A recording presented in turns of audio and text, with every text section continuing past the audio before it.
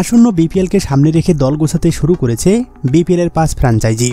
দেশি ক্রিকেটারদের পাশাপাশি বিদেশি ক্রিকেটারদের দিকেও নজর রয়েছে তাদের। পুরনো ফ্র্যাঞ্চাইজি রংপুর রাইডার্স নুরুল হাসান সোহানের পাশাপাশি মোস্তাফিজুর রহমানকে দেশি ক্রিকেটার হিসেবে দলে ভিড়িয়েছে। বিষয়টি নিশ্চিত করেছে দলের একটি বিশ্বাস্য সূত্র।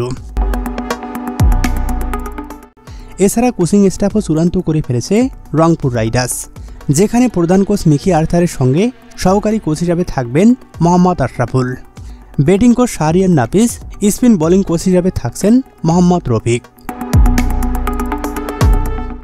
এরই মধ্যে বেশ কয়েকজন বিদেশি ক্রিকেটারকে দলে ভিড়িয়েছে তারা, যার মধ্যে পাকিস্তান থেকে রয়েছে খুশিদিল শাহ, ফাহিম আশরাফ, আকিব জাবেদ, খাজা নাফে, সুফিয়ান মুকিমের মতো ক্রিকেটার।